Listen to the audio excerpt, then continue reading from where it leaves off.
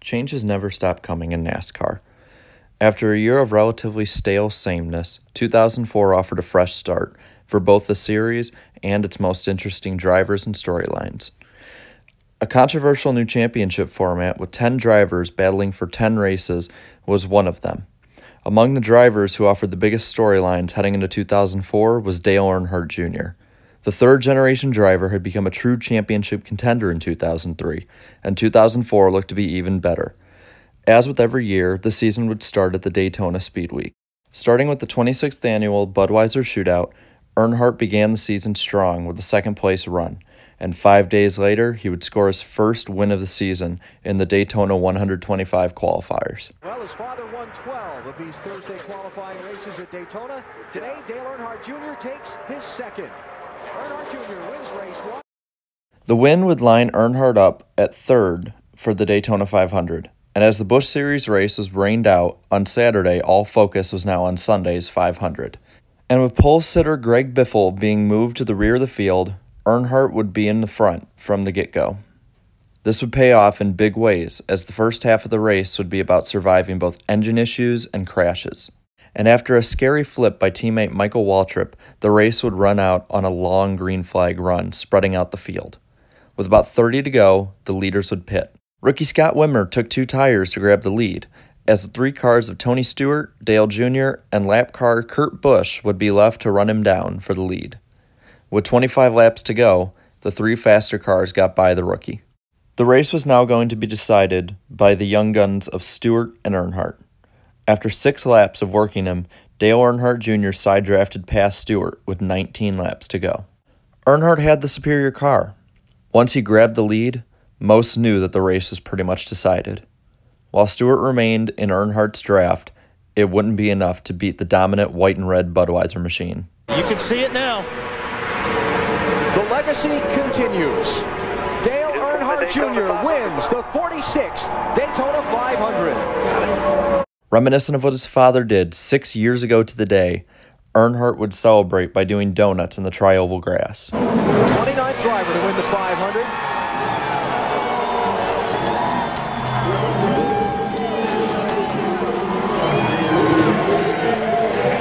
And in victory lane, the 8 team and their drivers showed the excitement and meaning to a 500 victory. You're going to be a little busy for the next few days. Hey, you're leading the championship standings, too. For the first time in my life. This is awesome.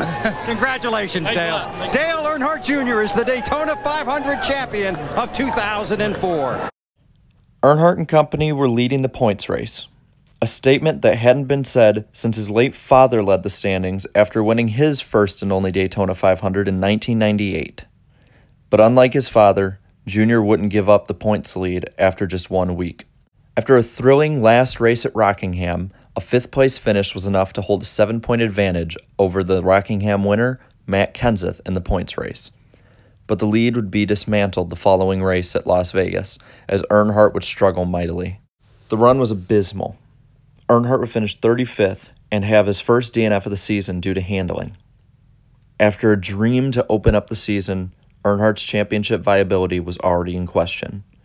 Atlanta would need to show that the 8 team could bounce back quickly from adversity. The Bud team did just that. After leading 55 of the 325 laps, they would win the 2004 Golden Corral 500. Dale Earnhardt Jr. wins the Golden Corral 500, climbs to 3rd in the point standings as he notches his 11th career victory. With 2 wins in 4 races, Earnhardt looked to be a bigger threat than ever to win the title. This run would be followed up the next week with a 10th place run and 18 laps led at Darlington, moving Earnhardt back to 2nd in the points. Controversy would first rear its ugly head for Earnhardt after the 6th race of the year at Bristol. Earnhardt led 91 laps and looked to be one of the few most dominant cars in the field. But towards the later stages of the race, the 8 car began to drop fast, and he began to lose air in a tire. He needed a caution quickly, and he was it. It was a perfect scenario. He stayed on the lead lap due to the spin. It was too perfect, though, because Earnhardt admitted later to doing so on purpose. This would end up in Earnhardt getting a 25-point penalty and $10,000 fine for the incident. The penalty would not hurt Earnhardt in any significant way, as the Bristol race would be followed up by a fourth-place run at Texas and a third at Martinsville. And going into the series' 9th race of the season at Talladega, Earnhardt resumed control of the points lead by 5 markers over a new second-place driver, Kurt Busch. It was a storm lining up perfectly for NASCAR. Earnhardt had finished in the top 2 in the last 5 Talladega races, including 4 straight victories from the second race at Talladega in 2001 to the 2003 Aaron's 499. And now, he was more dominant than ever. He proved early that he had the car to beat. As the race rolled on, it became even more apparent. In the closing laps, Junior was charging hard after a poor restart. Racing to beat him was ace drafter Jeff Gordon. A rekindling of the Earnhardt-Gordon rivalry of the late 90s seemed to be afoot. This was until... Gordon inches ahead. Right there is where Junior is so strong. Sailing off into the trouble. turn. One car around, and it's Brian Vickers. All right, the caution is out, and we are past the red flag lap. We are past the red flag lap. Remember, the field was frozen when the caution flag came out. The tension being broke by the announcement of Jeff Gordon being first and Junior being second. This is how the race results would be. Junior and NASCAR needed to get past this quickly. Dale Jr. once again delivered 2 races later, leading 115 of 400 laps at Richmond, and continued to hold on to a 40-point lead over second-place Jimmy Johnson. You're the man. That thing was awesome tonight. Good call on the pits, guys. Coming off turn 4 for his 12th career win, Dale Earnhardt Jr. wins the Chevy American Revolution 400. With this win, Dale Jr. matched his career high of 3 wins in a season, which he had done in 2001. The only difference? This took place over 11 races to do so in 2004 compared to a full season in 2001. The following races were not bad either for Junior, finishing 6th in the Coke 600, 3rd at Dover, and 6th at Pocono. Even with Jimmy Johnson winning the 600 in Pocono, though, Earnhardt still hung on to a 58-point lead, while being 441 points over 11th place Jeremy Mayfield. Problems began to surface in the 4 races leading up to the bye weekend, as aside from a 3rd-place run at Daytona, Junior began to fall a bit, with an 11th at Infineon coupled with 2 finishes outside of the top 20 at Michigan and Chicagoland, dropping Earnhardt to 2nd in points, 105 points behind Jimmy Johnson. While still firmly 507 points over 11th place driver Ryan Newman, a break was desperately needed. Unfortunately, disaster would strike. Hello, everyone. We apologize for the introduction or the interruption to our programming. I'm Bob Varsha in our Speed Channel studios in Charlotte, North Carolina, with a live news update. NASCAR star Dale Earnhardt Jr. suffered what we are told are minor injuries in a frightening crash and fire this morning during practice for today's American Le Mans Series Grand Prix of Sonoma at Infineon Raceway in Sonoma, California. Jr. suffered 2nd and 3rd degree burns on his legs and neck. After the news that Earnhardt would continue on racing, it became apparent that he may have possibly thrown away his best chance to win a championship. The following 2 weeks at New Hampshire and Pocono, Earnhardt would require to be subbed out by relief drivers, Martin Truex Jr. at New Hampshire and John Andretti at Pocono. These races would see Jr.'s official finishes being 31st and 25th respectively. This once again would drop him in the points to 3rd, now as Jeff Gordon would leap past him on the points rank. The next races were hit or miss as well. A flat tire in the last lap at Indianapolis would drop Jr. from a 6th place run to 27th. While surprisingly enough, he grabbed a top 5 at Watkins Glen, Jr. also had a disappointing 21st place finish at Michigan. Heading into Bristol, Jr. needed to stop the bleeding. Initially, it looked as though he wouldn't, as he qualified 30th and ran mid-pack for the opening laps. But due to pit strategy and an improving car, the 8 team began to dominate the race, once again showing their strength. Here, he'll add another of NASCAR's majors to his resume tonight as Dale Earnhardt Jr. wins the Sharpie 500 at Bristol. Hey! Ha! That's awesome! Ha! Good job, Yuri! Hell yeah! Marty, may have been the first time someone's ever done it here at Bristol. The win was a statement 3 weeks before the start of the inaugural chase for the Nextel Cup. He would lap all but the top 7 finishers, and he even coined one of NASCAR's most famous lines. It's Bristol, baby! While crashing out once again at California, the Bud crew once again flashed brilliance at Richmond with a second-place run the week after. A strong way to enter the chase for sure, as he would be seated third in points, 10 markers out of the lead. The question of which Dale Jr. would show up was somewhat in question. Would it be the nearly unbeatable Dale Jr. from earlier in the season, and just before the chase as well? Or would it be the Dale Jr. between each Michigan race? Earnhardt gave a quick and decisive answer with a third-place finish at New Hampshire. Because of this, and leading a couple laps as well, Jr. hopped up in the points lead into a tie with Kurt Busch. Due to having more wins, Earnhardt technically held the lead due to the tiebreaker rules. The week after at Dover, Jr. would finish 9th. This would have been good if not for the fact that he was the 7th highest chase finisher of the 10, with 8 finishing in the top 10. The finish dropped Jr. back to 3rd in points, 18 behind Jeff Gordon. Once again, the excitement for Jr. and the 8 team was as high as ever. The third race of the chase was at Talladega. Earnhardt quickly asserted himself as the top car. He was the one to beat. But due to an ill-timed caution during pit stops, Jr. would restart 14th with 5 laps to go. Earnhardt laid waste to the rest of the field, due to having newer tires and a better car. Coming to the white flag, he already had the lead. Looking for his 5th win at Talladega, works his way back to the front, and Junior, where his father won 10 times. Oh, we got a car sideways in the trail. Number 5. In a lap, the championship had firmly become Junior's to lose. The only thing that seemed to stand in the way of Dale Jr. was Dale Jr., as he led by 13 points now over Kurt Busch.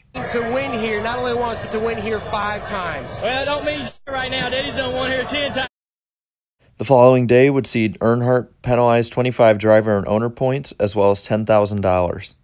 The penalty would drop him 12 points behind new points leader Kurt Busch. It was a moment that had the possibility of haunting Earnhardt for the rest of his career. The penalty did not seem to affect his performance, though, as he would finish 9th at Kansas the following week, scoring a 3rd-place finish at Lowe's after that. The 8 team had scored 6 straight top 10s, with an average finish of 4.5 over that span. So as the field headed to Martinsville, Jr. was still seen as one of the championship favorites, being red hot at the halfway point of the chase, as he was 2nd in points, only 24 behind Kurt Busch. 3 drivers were still in the hunt mathematically: Busch, Earnhardt, and Gordon. Starting off, Earnhardt began the race in 3rd spot. Everything looked to have fallen in place for Jr. to flourish. Early on, he found his place in the top 5. As the laps continued, Kurt Busch ran in the top 5 as well, while Jr. started to fade, going back into the back half of the top 10. Jr. was keeping within 45 to 70 points within the lead. It was not enough to panic just yet. Jr. began to have problems at this point, losing connection with his spotter. As the race closed in on the halfway point, the 8 continued to slowly fall. By lap 300, Earnhardt was about to go a lap down. That was until he spun out Carl Edwards. Earnhardt would restart 18th now, nearly 100 points behind Busch. Panic began to set in as he dropped from the top 20 behind championship rival Jeff Gordon. With less than 150 to go, the day went from bad to worse. Well, there's the 43 car right there in front of him, so how about the 43 get hit? That would normally do it. Man, and look at that, a lot of damage on that 8 car. The 8 car continued to struggle until they finally had the car come to pit road with 94 to go due to brake issues.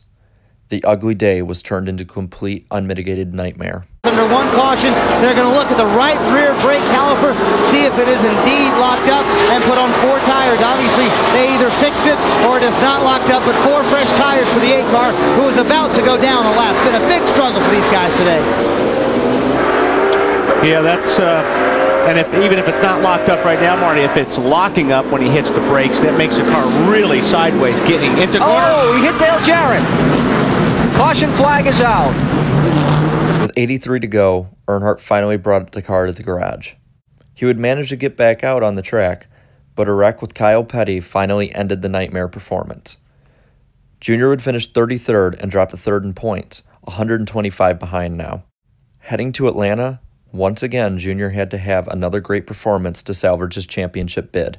Starting in 6th, Jr. was a contender for the win. He ran the top 5 for most of the race, and on lap 52, opportunity presented itself. But, smoke! The championship leader's in trouble, Dave.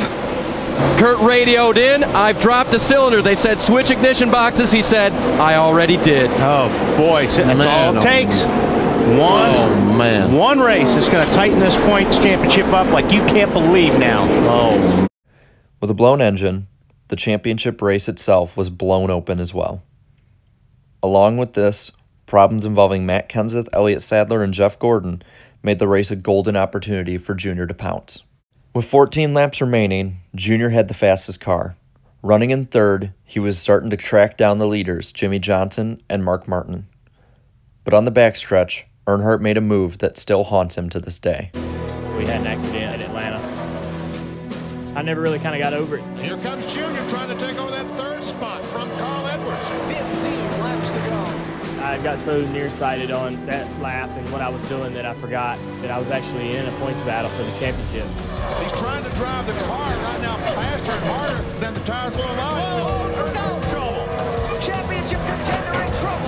Crashing on the back straightaway. No, believe this. I was sitting there thinking, wow, you know, I just wrecked the race and I'm out. I wasn't even thinking about that stuff laps before that. And so I was really upset with myself for forgetting the long-term goal and not protecting myself more and being a smarter driver. In 2004 in Atlanta, that wreck cost me the lead. Instead of at very least finishing third, he would DNF at 33rd, a drop of 101 points. He left Atlanta 5th in points, 98 behind. Heading to Phoenix, a rebound was desperately needed more than ever. Not only was he having to race Kurt Busch and Jeff Gordon for the championship, but also now Jimmy Johnson, Mark Martin, and Tony Stewart. Earnhardt started Phoenix 14th, but by lap 60 he was in the lead. As the race wound on, he would lead 106 laps before being shuffled to the back. Jeff Gordon assumed control of the race. But with less than 15 laps to go, though, the race became Earnhardt's. After a quick red flag, Junior closed the deal on the race. After 2 straight 33rd place finishes, Dale Earnhardt Jr.'s championship bid is back on track. He wins at Phoenix. Leaving Phoenix, Earnhardt was 47 points back in the third position in points. 7 drivers were now mathematically in the hunt with 2 races to go, the top 4 only separated by 48 points. The penultimate race was the new date for Darlington's Southern 500. Once again, due to points, Junior would start up front. But he would struggle, though, and fell back. By lap 75, he was already outside the top 20. Improvements were needed and given, as Earnhardt began picking up spots and running inside the top 10. With 27 to go, Junior restarted 10th, but suddenly a problem arose, for the Budweiser machine was starting to drop. Luckily, Kevin Harvick's car stopped on track, keeping the 8's hopes alive. After replacing a bad battery, Junior charged back up to finish 11th. Going into the final race, 5 drivers were left to fight for the title. Kurt Busch led, followed by Jimmy Johnson being 18 points back, Gordon 21 points back, Junior now 72 points back, and Mark Martin in 5th, 82 points out of the lead. Homestead regularly had not been a good track for Earnhardt, but this wasn't a regular year, though. Hope was still in the air. He would start in the 16th position, while all the other rivals but Johnson would start in the top 8, with the 48 starting in 39th. Busch was on the pole. Junior ran between 8th and 16th for much of the day. Out of nowhere, leader Kurt Busch had major problems, though. Championship leader Kurt Busch. Right front flat, you heard it from the man, Kurt Busch. And he's on the apron of the racetrack, Kurt. Not too fast because you can't control it. Bill? Spotter tells the crew, coming to you just as fast as you can blink your eye. Oh, and he loses the wheel. Wow. Or loses a tire. And he just missed clobbering the end of that wall. Could this have opened the door for Junior? The championship lead continued to shift between Jeff Gordon, Jimmy Johnson, and Kurt Busch. All 3 drivers ran in an elite way all race. Meanwhile, Junior continued to struggle to stay inside. With less than 100 laps to go, though, Junior started making his way up to the front and made it as far as 6th, but it was only good enough to be within 60 points of leader Jimmy Johnson. As the race played out, Jimmy Johnson would finish 2nd, Jeff Gordon would finish 3rd, and Kurt Busch would finish 5th, winning the title by 8 points over the 48 team, and gapping Junior by 138 points. A season's worth of effort gone. 25 points lost after Talladega, maybe 30 more from Martinsville, and 101 points from a wreck at Atlanta all took its toll and was the difference between a championship year and a 5th place year. A year of what ifs. What if he had been more patient? What if he had been more mature? What if, in 2004, Dale Earnhardt Jr. had captured his missing ring?